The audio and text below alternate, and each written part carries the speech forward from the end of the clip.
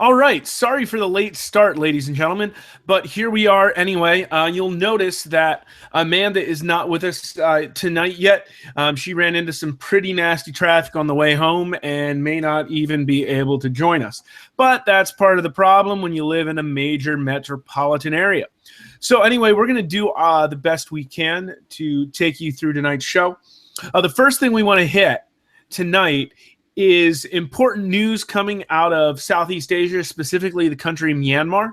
Our friends and partners at the Turtle Survival Alliance have spent the last 3 days responding to the confiscation of approximately 800 endangered big-headed turtles, the species known as Platysternon megacephalum.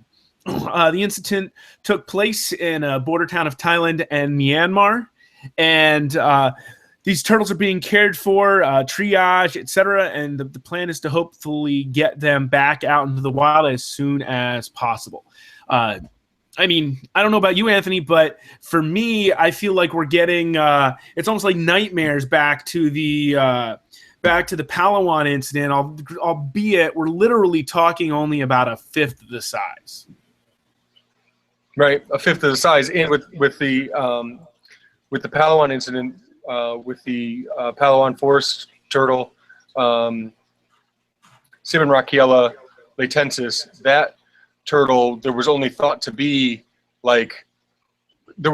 less in the wild than what they found on these poachers. So that was a little more devastating in that way. But I think what's been super devastating for this specific incident is now you have to triage and care for all these big-headed turtles that are just thrown together. It's very hot and they're all very cramped, and this species is well known for being a cool water loving species. They need cool water to survive and thrive, and they also don't do well with others. They don't play nicely with others. So now you've got 800 of these crammed together, and they're basically just dying on each other. And then to have to step in and do something is, I can't even imagine having to save 5 of them, let alone more than 800. So my heart goes out to them. I really feel for them, but I can't even imagine what they're going through right now trying to help those things. It's amazing. It is. Collier Platt, who I've gotten to meet actually at the TSA conference, she's the TSA program coordinator in Myanmar, and she actually won last year's Baylor Colonian Award for Conservation. So they're in great hands with a great leader there. And if you want to help pitch in and help TSA out, please, on our Facebook page, on their Facebook page, there is a post about this. There are links where you can go and contribute financially to help them provide materials for building enclosures, providing transportation, medical care, anything. So if you feel like you want to pitch in, that's one way you can go do that. The scary part, Anthony, too, is, there are so many of these stories that don't get quite as big publicity, in some ways, thankfully, because there are not as many animals, but these confiscations happen way too often for the long-term security of our favorite reptile friends. Yeah, if everyone was getting caught, then people wouldn't be doing it as much as they are. And we still see a lot of animals coming in. Obviously, everyone knows that Geoemyda spengleri, the Vietnamese black-breasted leaf turtle, is something that's very near and dear to my heart. A species that I am pretty much obsessed with at this point. And that's an understatement. That's an understatement. It is a true statement. It's not good. There should be a Lifetime movie made about how much I love spengleri. But yeah, it's, you start to see these animals being offered all of a sudden as long-term captives, and there's quite a few being sold, one after another, a pair after another pair after another pair, and then another group. And that there just aren't that many around, and they're coming in with ticks on them and lesions on the skin, and they only eat invertebrates and won't eat fruit or pellets, and basically need to be quarantined and acclimated, and this could mean tube feeding and everything else. So you're buying animals like these big heads or other animals that are smuggled in, and they're being presented as long-term captives. Of course, the term long-term captive is relative. What's long-term? I mean, it's been a long time since I ate lunch yesterday. What does long-term mean? And especially when it's, you know, being presented to you by someone who's trying to make a buck. And the animals are being sold for long-term captive prices. So, you know, where a big head turtle might be, you know, $2,000 or more, or the black-breasted leaf turtles that I was just mentioning might be, you know, $2,000 or $2,500 for a pair. And then just to have to acclimate them, or unfortunately maybe they die pretty quickly. It's really not helping anyone but the people who are getting the money in their pocket, and it's unfortunate. Yeah, and you know, let's spin back the other direction, because I think we can easily get talking about how bleak things are. But the same team who's now helping these 800 Platysternon in Myanmar, recently, if you pay attention to the TSA's newsletter, we also got told a story of some success that was happening in Myanmar. And you know, Kalyar Plat's team also recently transferred several Murenia oscillata to a recently established assurance colony. And so there's hope for this species that is endemic to Myanmar and are considered to be fairly endangered as well, again decimated by the illegal wildlife trade. Little is known about these species, but now that there's many of them in an assurance colony, we can hopefully learn something about them as well, watching them kind of go about their behavior in a natural environment in their home country. I love this. I love when I got this. Check out this kid with the hat in that picture. Kid is awesome. He's so gangster. Like, that's how I feel when I do something good for turtles, right there. Maybe he'll be 6'9", 320 someday too. I hope he will, because I'll have him on my men's league basketball team. But I'll tell you something right now, that kid with that V-neck and that sideways hat, oh my gosh. That kid just saved some turtles. You know it. You can see the look on his face. He knows it. We all know it. Just saying. But yeah, and I don't mean to be negative like Steve points out. I mean, I am. I'm a social worker by trade, and I like turtles in my free time, so that pretty much makes me a cynic by nature. By default, I have to be cynical, but I actually am pretty optimistic at my core. Like I said, some of that dies every day, a little piece of that dies every day, but there is a lot of good going on. And I think just even this conversation right now, the reason I bring up the bleak stuff and the fact that what happens with these animals once they do make it through all of the various smugglers and flippers that then take the animals and charge a little more than the last person that they got them for, and they trade hands like on this assembly line. The reason I bring this up, like, that's a positive thing, because we're able to share information like this like never before, and you know, the information is right out there for everyone to see usually. Sometimes things change hands before they ever get to the classifieds, and that's why it's important to share the information. But we need to let each other know what we're seeing, and kind of alert people who have the ear of the public, so that we can stop supporting that type of thing. Because obviously those 800 plus Platysternon would not have been smuggled if there was not an opportunity for them to be sold for a profit that made it worth the risk, obviously. So yeah. Right. Yeah. The risk, the profit, the reward. I'm all about increasing the risk to try to lessen the reward. Right. Yep. Totally agree. And I was talking about that in with some folks as well. There are certain animals that are very rare, and people who breed them, like if you're successful enough to breed Platysternon, you are in a very select group of people, right? You could count on one hand how many people have done it that I know of, and it's noteworthy every single time.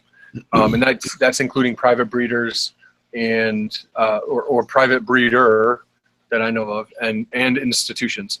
And what happens is those people don't do it for the money, but they also can't keep all the animals they produce.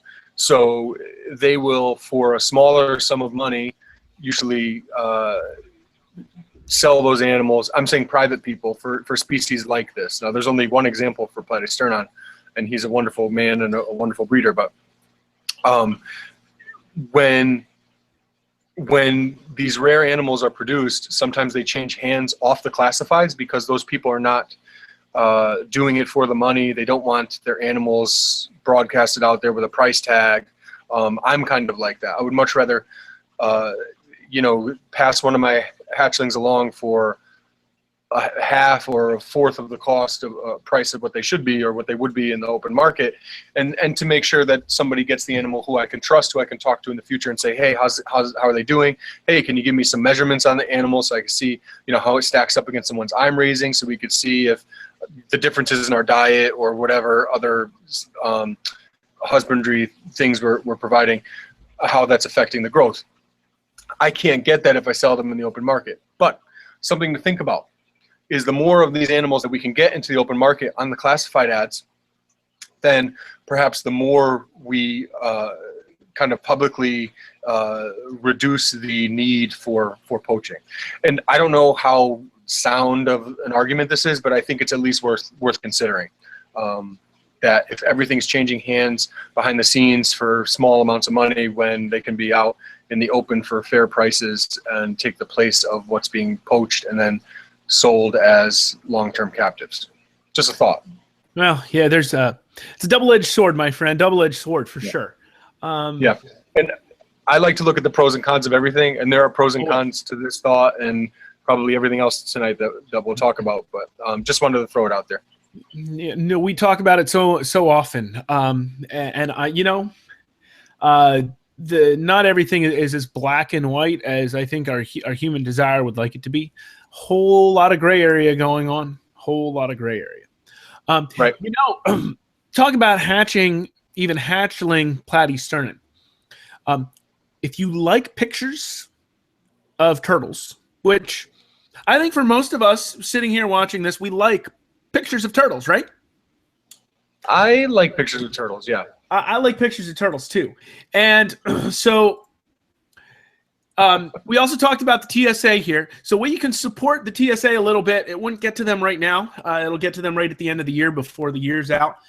But once again, the Turtle Room annual Turtle and Tortoise calendar is available.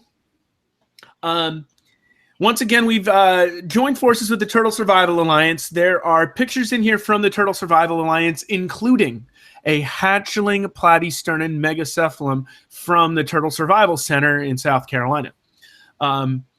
So part of the proceeds of every calendar sold will be donated from the Turtle Room to the Turtle Survival Alliance before the end of 2013. We collect it all at once and make one big donation at the end of the year. So if you want to get a cool turtle calendar, get some really cool pictures, and support the TSA and the Turtle Room, you can do that all in one fell swoop with this beautiful calendar. And here's a nice big preview of the cover image. And this is a Rhinoclimes melanosterna, and everybody goes, "Is that blue eye real?" And we go, "No, those aren't contacts." That's the Halloween. That's its Halloween picture. Those things are unreal, aren't they? Oh man, totally. And so, real quick, here's a shot at the inside. There's our June. Anyway, so that's this year's calendar cover. Again, get yours as soon as possible, and we make sure that part of your money that you're paying us for the calendar goes to the TSA. If you have more questions about that, feel free to email us, and we can talk to you more about this combined effort. Can we talk a little bit about that melanosterna picture? Now, they're always beautiful. It's not just like this is a beautiful You want me to throw it back up here again for you? If you want, I mean, it's not like this is just a beautiful individual of like a nice species. Like they're all so amazing, and a lot of people haven't had the chance to see them. I've only seen them in person one time. They're amazing. They're amazing. And Steve and I had an interesting conversation because we were talking about what animal and what photo in particular, because we had a handful of wonderful photos that we were considering for the cover image.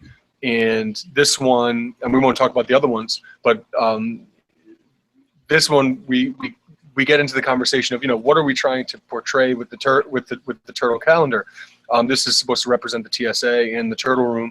So should that have, you know, just should we take that as an opportunity to show something that's super endangered and something that's super important to work with? And so we got into the conversation about the situation of Rhinoclemys melanosterna, and there's just not a lot known about their situation, and there needs to be more research done. So we figured that was close enough and actually kind of all-encompassing for like the situation that many turtles are in. So many of the turtles that we now know are super endangered. Just, you know, within the past decade were considered, you know, needing more information or things like this. So there's still a lot to learn about the situation of many, many, many turtles in the wild. And that's almost as scary as knowing that they're super endangered, because some species we don't do enough research on. And then by the time we actually go and look for them in the wild and try to figure out what's going on, you know, something has already happened that has made it difficult to come back from. So I just thought that was something that we should share about that species and about that photo. But you're not going to find many turtle species that are more beautiful than that, with the yellow and that, you know, the blue iris. It's just, it's insane. So most of the Rhinoclemys are pretty beautiful, and there's not a whole lot of attention on them as far as captive breeding for conservation efforts are concerned. But perhaps there should be. There's a lot more to learn about them as well. Rhinoclemys are kind of cool. Yeah, I'd say so. A lot of pretty turtles in the Rhinoclemys genus for those who aren't very familiar with them. Right. So, right. You know, Amanda on our social media post pitched that, you know, we were going to have some fun talking politics in the most turtle and non-frustrating way possible, is the way she phrased it. And so what we thought it'd be a fun activity to do is to nominate various different reptiles for political posts. And I have to admit, we were really tempted to just use a bunch of snakes, because isn't that what most politicians are? Anyway. Nice. He'll be here all week, ladies and gentlemen. He will be here all week. So we're going to have some fun, and we're really going to miss Amanda on this one, because she had actually done a lot of work to prep for this. But anyway, so we're going to nominate a handful of reptiles for various different political positions and defend why we think they'd be a good fit for that post. This is scary. This is scary. I don't know enough about politics. I hope your brains help us both, because all I've got going for me right now is looks. So I'm definitely out of my element here. I just had one come to me, by the way. Just had one come to me. So let's nominate the red-eared slider for Secretary of State. Okay. Talk about visiting more countries during its tenure than Hillary Clinton did during her tenure of Secretary of State. She set a record. The red-eared slider would break her record. It is everywhere. That's really good. That's really good. Wow. My joke is always, I say it all the time, and I know it's annoying, but the red-eared slider's in more countries than the Super Bowl. So maybe we should nominate them for commissioner of the NFL. I don't know. Yours was better. Of course, you could also consider the red-eared slider due to its invasive nature for Commander General of the Army. Okay, not bad. Not bad. The red-eared slider is basically leading the second coming of the Crusades right now. This is great. Well, I actually had the red-eared slider down too, and I'll tell you what I was thinking. But I had it also alongside Western painted for the political position that that many aspiring legislators start their legislative career in, which is Board of Education, because those two turtles, the Western painted turtle and the red-eared slider, are probably the two most studied turtles as far as scientific study. And am I off on that? No, that's definitely possible. So, some of these older North American species have been studied a lot. Right. And I think most of the time when we look at turtles to actually see like their cold tolerance and things like that, the Western painted is in all of those studies and many other studies. And obviously the red-eared slider is pretty easy to find if you're looking to conduct just like a generalized turtle study where you're just looking at them to see how turtles work. So there are a lot of scientific papers that basically are just about the physiology or our favorite makeup. Physiology book on turtles spent a lot of time talking about Western painteds. Yeah, right, exactly. Life that book in a is all shell. about Western. There's tons of Western painteds in that. Here. You got it there. And we talked about this way back in Pondcast episode 23. Anthony and I love this book. Love this book. I took the cover off. The cover is just white with like a turtle, but yeah, it's great. There's all sorts of little diagrams explain how turtles work from a different point of view than what we're usually used to. And it does have a lot in there on Western painted turtle. So if there are any painted turtle gurus or fanatics out there, I recommend that book a lot because you'll get a lot of painted turtle specific information that's really meant just to kind of teach us about turtles in general. Yeah. So. No doubt. So I'm going to go one step up from your Board of Education. All right. And, the next step up probably is your state representative, right? Well, okay. I'm from Pennsylvania, so it's real easy for me to think about PA natives. What better for your Pennsylvania state representative than the ubiquitous Eastern painted turtle? No fair, man. That's got to be my state representative. Representative of the people. Of many states. It's a busy legislator. Look at that. Look at that pretty face, huh? This was our first, our second Eastern painted turtle when we were at Lake Strauss the first time back in April. Oh, cool. Yeah, I figured that was a good picture to show off. Before the notching. Right. No, this was April, not September. Oh, okay. I was going to say that there's no notches there yet. Right. So when we locate a turtle and secure one from one of the traps or dip net or sometimes by hand, we will notch them as part of the study so that when we come back we know that if we have caught them before, how they may have moved using the habitat, and also how their measurements may have changed over time, basically just to monitor their progress. So yeah, that one wasn't notched yet. That's what I was commenting that was on. an April catch, not a September catch. So okay, when there was actually water in the area. Right, exactly. Yeah, we went back in September. It was rough. It was basically just, whole lakes turned into muddy lily pad graveyards. Very rough. It was a fun day, though. I'll go one on you. So basically like a representative of so some representatives get obviously they all love the place. Well, at least they have to act like they love the places they represent. But some have much bigger areas that they oversee than others. At least that's the way it works in Connecticut. So there's some that just like oversee like a town like Marlborough or something, which is like, which has like a population of like 4.5 people.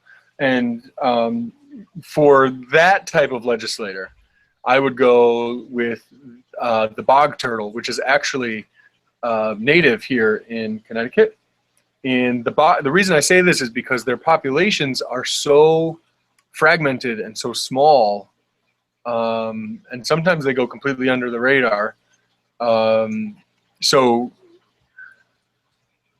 to me, that's a species that really is kind of super important, but it wouldn't be like the state reptile. Like it wouldn't be like the governor of a state or whatever, because it's like its foothold on a geographical area is so small. The areas where they actually still do exist. So that's my thought on the bog turtle. I assume everyone's familiar with them. Very small turtles that live in areas where there is cool water that kind of runs downhill. A wonderful species. Actually, Chris was just in the video. Chris Leone, everyone's favorite person, was just in a video with Kennan Harkin from Camp Kennan, where they were looking for bog turtles, and they were unsuccessful, unfortunately. And even more unfortunate, they did find a empty shell while they were looking. But they found some snapping turtles. That'd be a good state representative. Yeah. That'd be a good president. Sorry, do you have another president? It's not elite enough. It's not elite enough. Right, it would actually be a good president. I'm going to tell you something. This is no commentary on my actual political stance in the world or political views. I might write in, like where you could write in for a presidential candidate, I might write in Kelly-Dra Serpentina tomorrow. Yeah. And see if anyone knows that it's a snapping turtle. I'm thinking about it. Yeah, it might be worth a shot. Even better, I might bring one with me to the polling booth. That would be interesting. I wonder what they'd do if you brought a snapping turtle to the polling place. Wonder if they'd check its ID.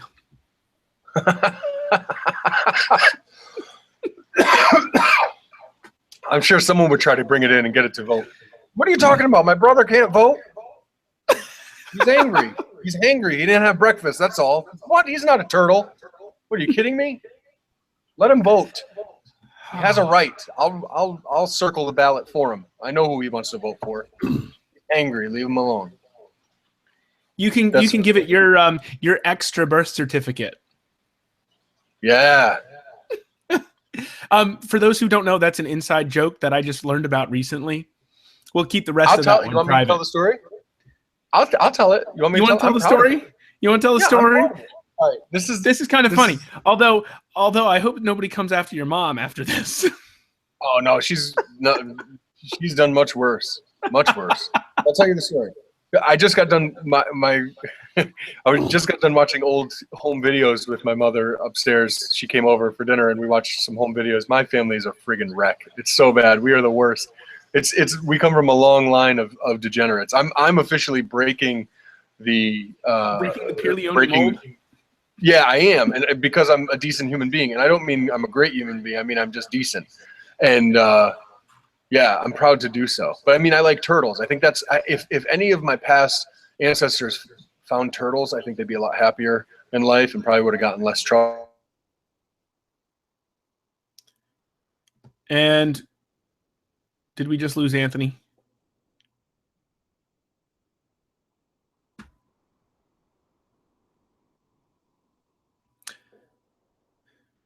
All right. I think we might have lost Anthony. Not really sure. Hopefully he comes right back here. So that's actually going to be a really funny story. So I'm going to let him tell it as soon as he gets back. Not sure why we're having technical difficulties. And so this is officially the first time I've had to do this now solo. All right.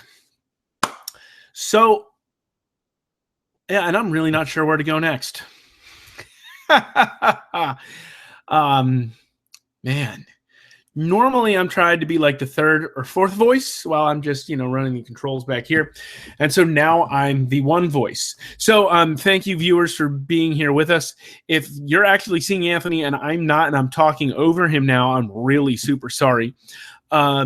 So I really wish I could bring in somebody like Casey Stern or one of these other radio hosts who's used to doing solo shows. So anyway, yeah, and Anthony's officially gone now.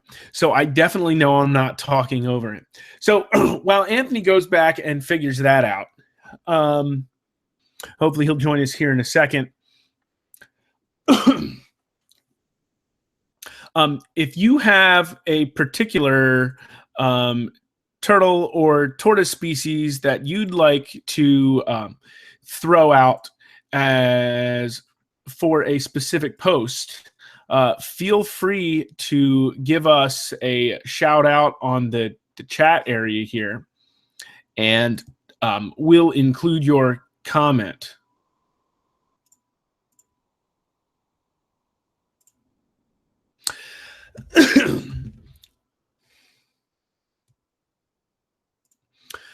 All right. Whew. Let me pick a topic now. All right, so let's get back to our political animals. Some of the other things, I joked that politicians are snakes earlier, and so there's this endangered species here that I'd like to toss out for a U.S. senator. This is an endangered species, but just a gorgeous species, the timber rattlesnake. Native here to Pennsylvania and a few other places as well. This is a beautiful and regal species. It's not too aggressive, so it's not going to attack somebody like some of our candidates might.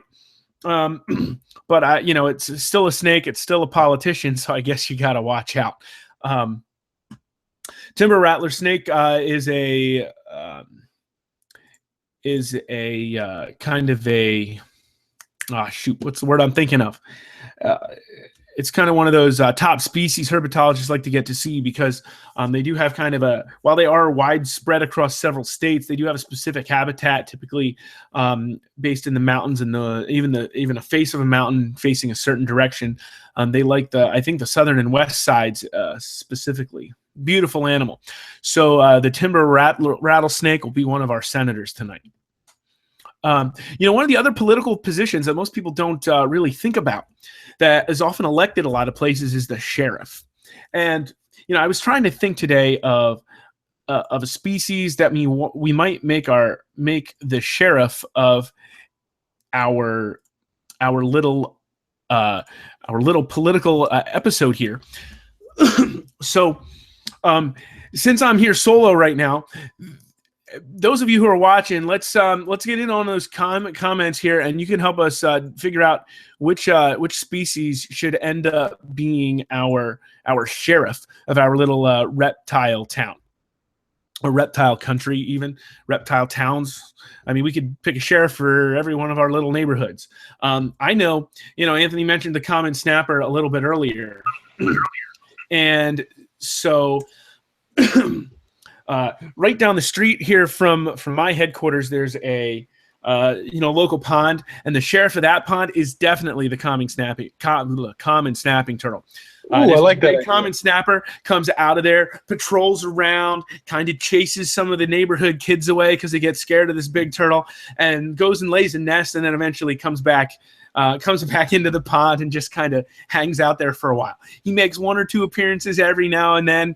Typically, everybody's watching him, but not really getting too close.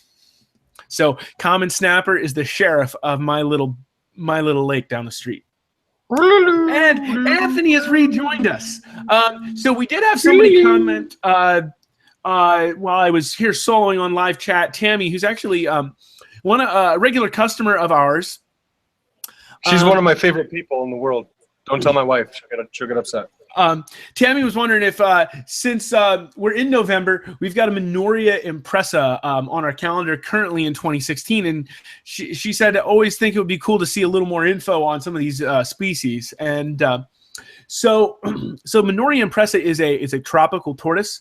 So you're talking a bit of a different environment and a different diet than what you normally think of with tortoises. They'll it's my understanding they'll eat carrion as you know, instead of just an herbivorous type diet, and they're really a fascinating tropical tortoise. And so again, when you think tropical, I mean, we already know tortoises need plenty of humidity and they tend to live in microclimates. You throw tropical into that, and we're talking even more humidity in the climate. I figured Tammy would have been asking about my beard. What was that? I figured that Tammy would have been asking about my beard because it's November. She started with the intro, it's November. So I thought she was going to say, is that why Anthony's beard looks so tremendous? And yes, it is. It is why. And November. You won't see it. You won't see it in the December show because I'll shave it by then. But by the end of this month, you better believe it'll be on and popping for sure. Yeah. All right. So I managed to make it through solo. I'm not sure how I did it. It's the first time I've ever had to do that. You blacked out. You blacked Anthony, you'll have to go back and watch the video and see how I did. It was a struggle at first, but then I think I picked it up a little bit. So I don't know what happened over there. Now that you're back with us, why don't you pick up where you were in that story before it went and you I would love to. It would. I'd be honored to.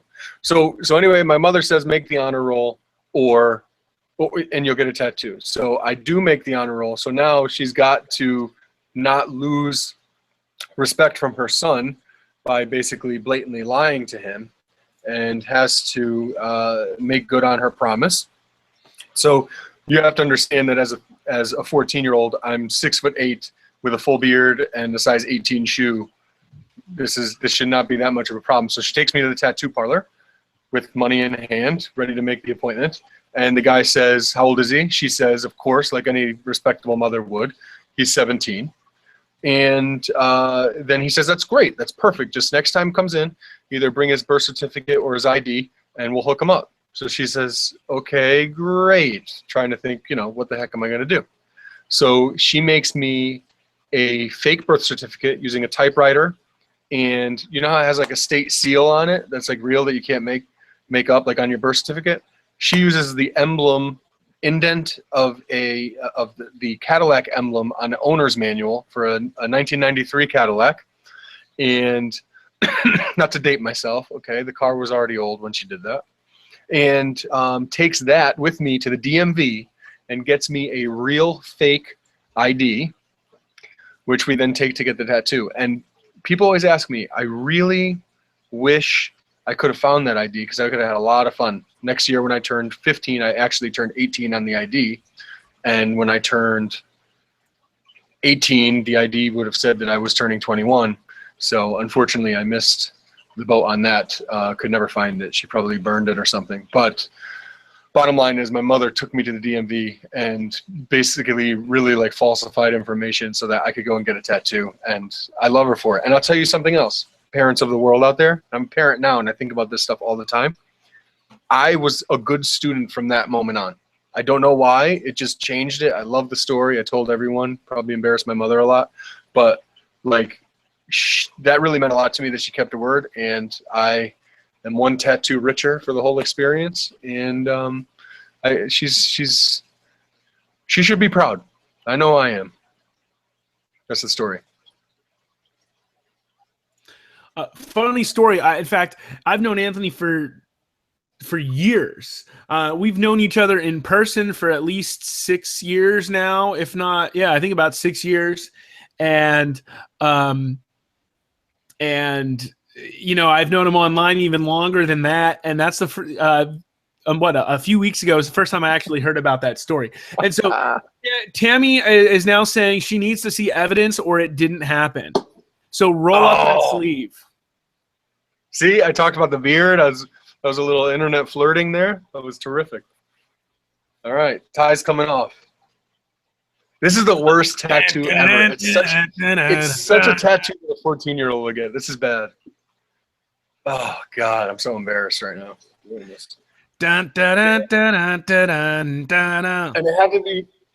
had to be the episode when I wore a shirt and tie. It makes taking it off even more enjoyable. Can you see it? You know, for our audience. It's kind of blurry there, Anthony, but it's there. It's a little basketball dude. It's the worst tattoo ever. It's horrible. Can't make this stuff up.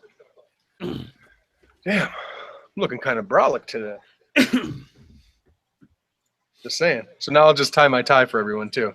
So this is all. Not only is this a podcast about turtles and reptiles, but it's also a how to tie a double Windsor knot you must tutorial. have a really long and thinner tie to be able to do a double Windsor without it being like.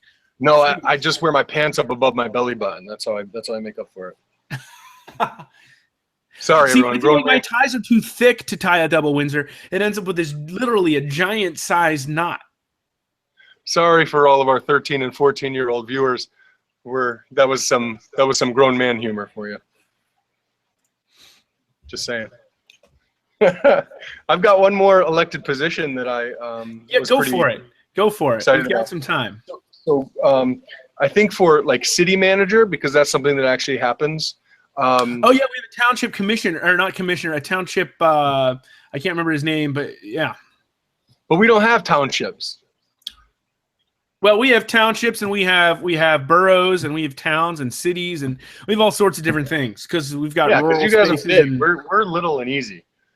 But in my made-up state that doesn't exist, except in my mind, we have a city manager, and we have met several city managers in the cities, and one of the city managers needs to be the Italian wall lizard, or I know the Latin for the turtles. I'm going to try to read this just because I'll never read it again in my entire life, especially out loud.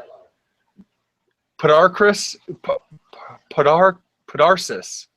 sicula. Podarcis sicula, which is the beautiful lizard. Italian wall lizard. How cool is that thing? So here's the story with them.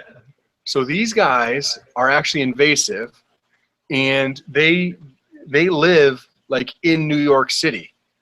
Like, what? Can you imagine that thing in New York City? So like I go on vacation and go to Florida, and there's like little green anoles and everything, and ground anoles and whatever else. And it's like, oh my gosh, this is so cool. Look at all these little lizards. I wish these were like in Connecticut.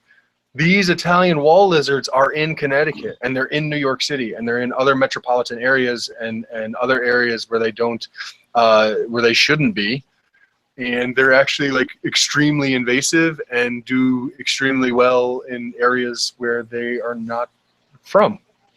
So they're also in Greenwich, Connecticut, which is where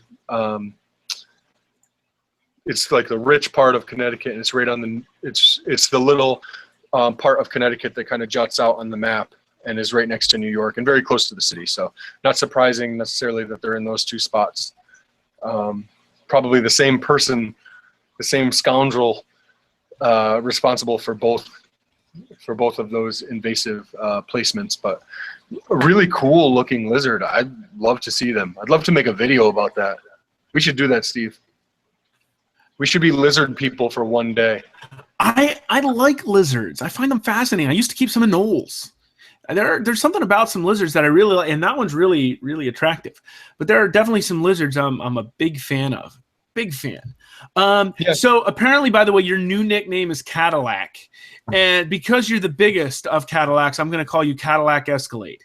And that's a shout out to Tammy again, who's rocking our chat board over here as well. I'm excited. And another viewer named Krista says you need to get a tattoo of our Turtle Room logo.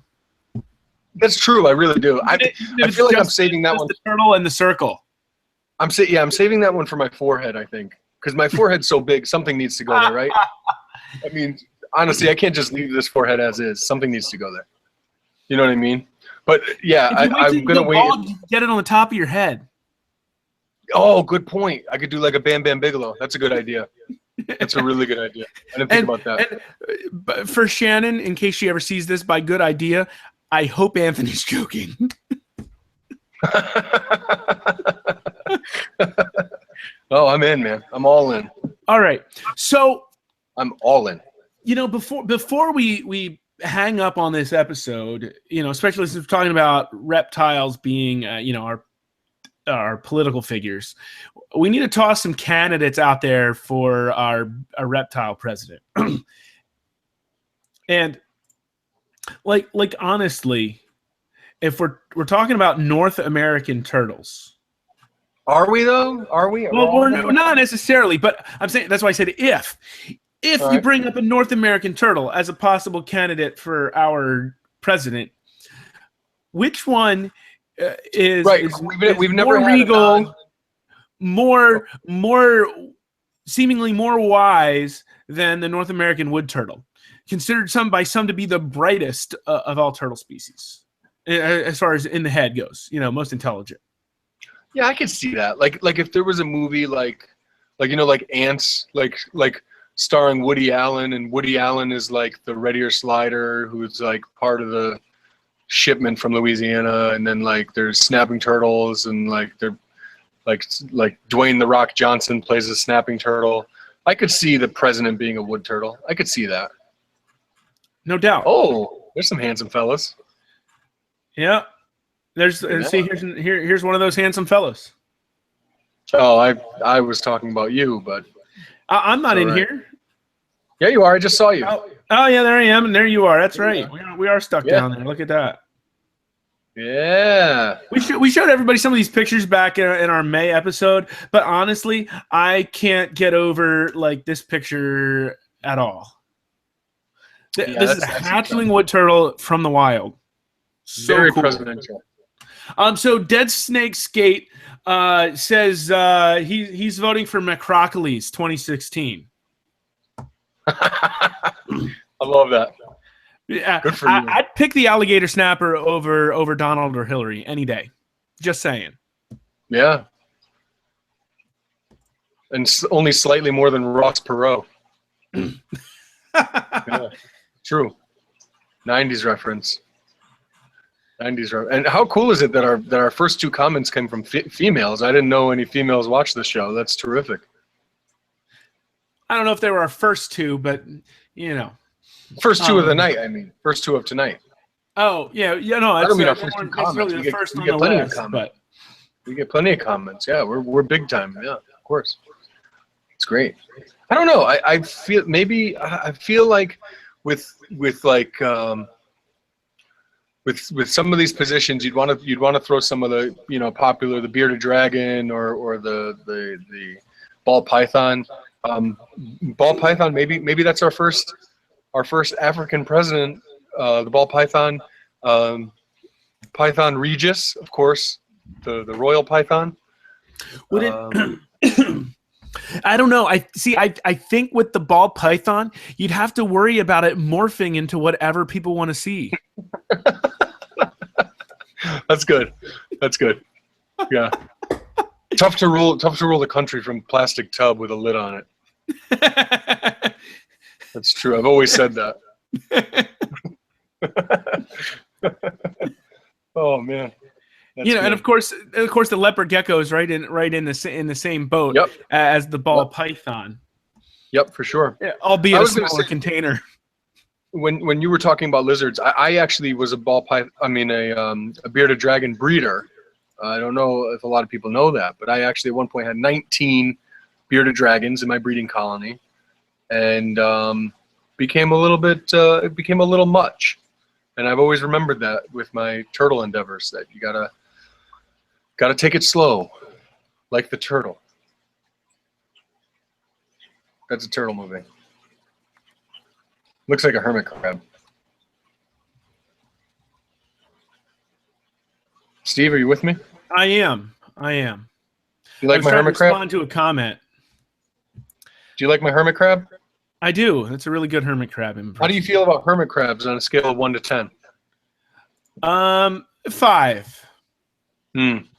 Oh, yeah. And Our new friend Kevin Minto says the Gila monster should be our president. Oh, that's not bad. Yeah. That's actually a really good one. So right now we've got North American wood turtle, we've got alligator snapping turtle, and we've got the Gila monster. Listen, Kevin, I'm gonna burst your bubble right here, pal. Okay, I'm gonna be like Mike Francesa on Mike and Mike.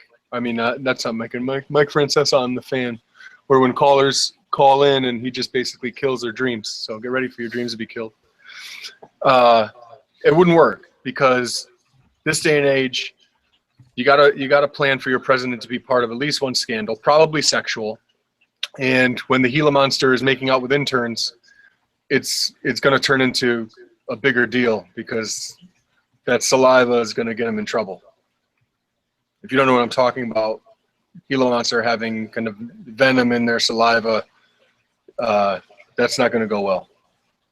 Miss Lewinsky wouldn't have lasted long if Bill was a Gila monster. That's all I'm saying. Yeah, we also have a nomination for crested gecko. The crested gecko? Yeah. Is that ridiculous? I think that's ridiculous. I can never remember. That's a scientific gecko genus, Latin genus, off the old noggin. I think I'm probably wrong, but listen, we're turtle people, so don't hate us. But yeah, they're terrific. I mean, they kind of they sit around a little bit for my taste, but that could be presidential. Air Force One just hanging out, stuck to some glass. But they're really beautiful. Very no beautiful. doubt. Yeah, they got the camouflage in. Maybe that should be elected military official too. So they got and Kevin says he could have a racketeering scandal.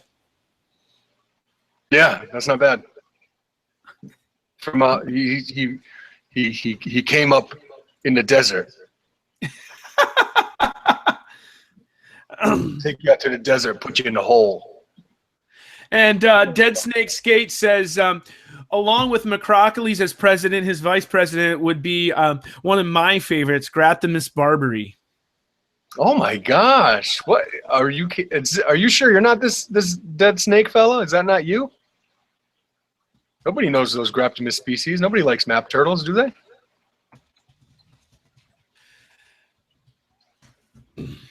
Oh man, I love my Barber's maps, man.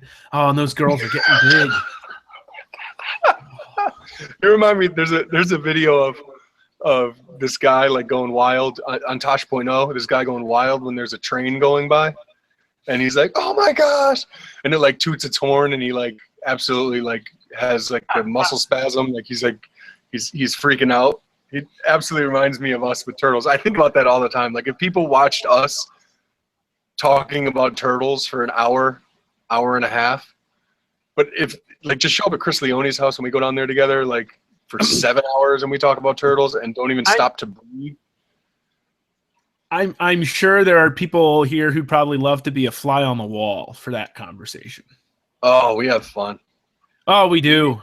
We have a blast. Oh, we man. really do. But it's funny how much of a nerd you are, especially. But I'm a nerd too, but you're especially. Yeah, I'm a special kind of nerd. I'm a music nerd. I'm a sports nerd. I'm a turtle nerd, and I'm a math teacher, which makes me a nerd there too, probably. So you should have these glasses, but with tape in the middle. I'm not that much of a nerd. See, if I didn't have the sports and music part in there, you might throw that out there, but and Dead Snake Skate pitches another he's pitching for McCrockley's and Barbary. He said he's around them in the wild all the time. They accept no bribes or donations from special interests. So he's really getting me on board with that McCrockley's Barbary ticket. That's terrific. That's terrific. Barber's map turtle. I think, yeah. I mean, why not? Come. It's like the new LeBron ad campaign with Nike. Like, come out of nowhere. Like, why not? They're great. They're great species. I mean, you wouldn't think of them first, but why not? Why not them? Why not now? You know what I mean? We need we need change. We need We need change. we need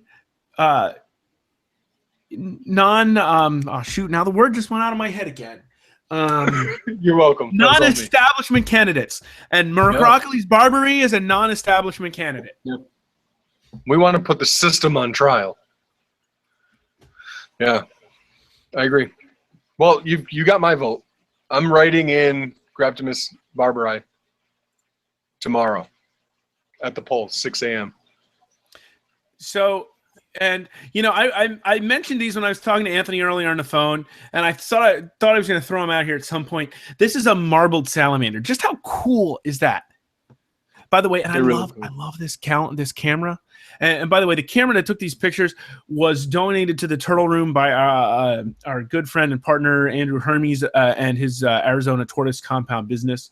So some of these pictures from our surveys here in Pennsylvania have come thanks to this camera. Marbled salamanders are so cool.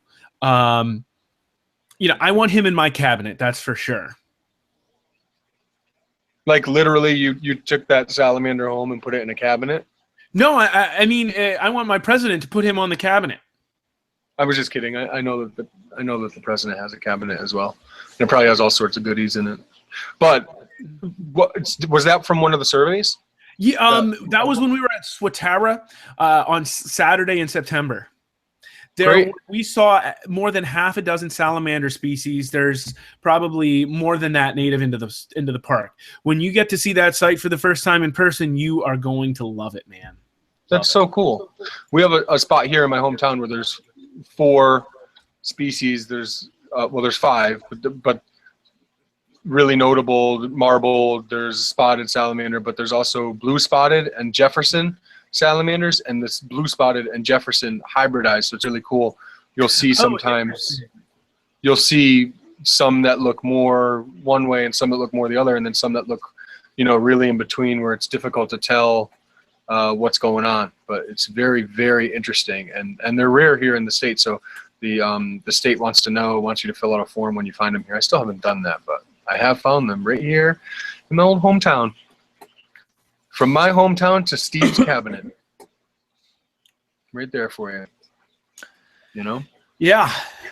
Well, dude, so remember, I have to be honest, for a last minute, hey, it's only the 2 of us. And for me trying to go solo for a few minutes, that's an hour that just flew by. I know. Feel free to pat yourself on the back. Time flies when you're frantically trying to get back onto a live broadcast. I always say that too. I was like, literally, I'm like, crap, what just happened? I think he's gone. And, you know, sometimes you freeze, and I think you might not have a connection, but you're still talking, and the audience can hear you. So then I was worried, wait a minute, maybe I'm talking over his story. And then he totally disappeared, and I'm like, well, I'm by myself, but at least I know I'm not talking over his story anymore. A little blue window came up that said that, like, your internet connectivity is gone. I said, oh man, I've been in trouble on these broadcasts before, but I've never seen that, so I know I'm in real trouble right now. Well, I think that's a new little thing there to help you out, thanks to the slight transfer to YouTube for these. So but man, that's an hour gone, and we'll never get it back. No, but it was a fun hour. It was a fun hour. Neither will all viewers. Anyone who watches this, you'll never get that hour back. Sorry to say. Nope. Hopefully that's okay. Hopefully you're okay with it. Yeah. Right. So, you know, and you'll never get your vote back either. Remember that. That's great. You know what? Enders Pierleone, what, you need to be 35, right? So you've got, what, 4 more years? So, so 2020, Enders Pierleone Enders ticket. We're not sure who's going to be president yet, but let's do it. I think I should be. I'm taller. It makes sense. Okay, we'll do it that way. You're smarter. You're smarter. You should be the vice president. Yeah. So stay tuned, folks. We're coming. So, anything to add on in closing here tonight, Anthony? Yeah, I think try to educate yourselves as much as possible. I think the election is a good time to mention that, but also with the situation we saw coming out of Myanmar and with the Chinese big-headed turtles, such a sad story. Just try to educate yourself. Be sure about what you're buying. Be sure about what type of practices you're supporting. So buying animals from pet stores, buying animals that are recently poached or suspected to have been recently poached. I say pet stores just because, people will often say, well, I saved this animal from the pet store, or I saved this animal that's a recent import. Well, really what you did was just support the process and support something that doesn't really need to be done anymore. So just keep it in mind and just try to educate yourself as much as possible. None of us know everything. I know very little, actually. I'm happy to admit that.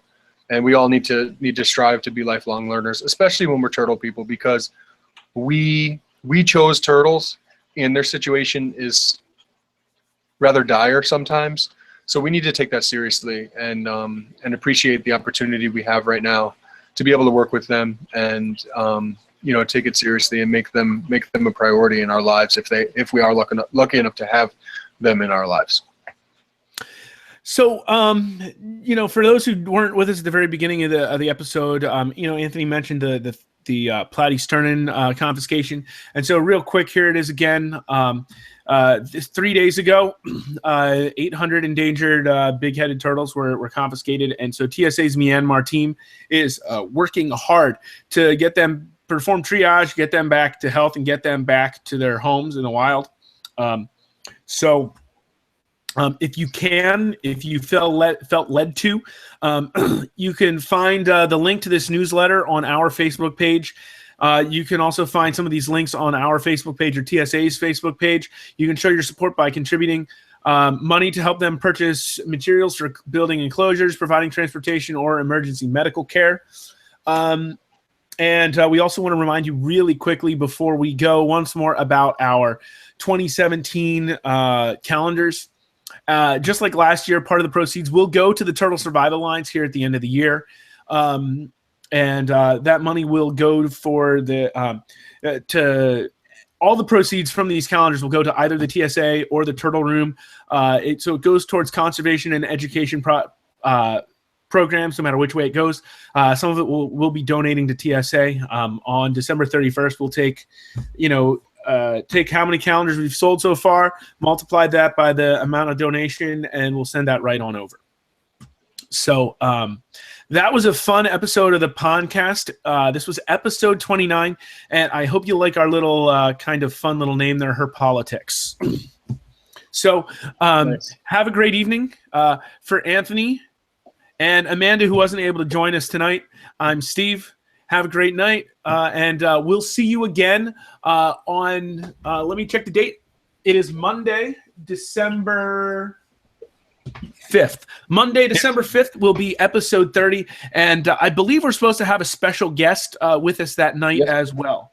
So join us again, December 5th, Monday at 7 p.m. Eastern. So again, for Anthony, for Amanda, I'm Steve. Have a great night.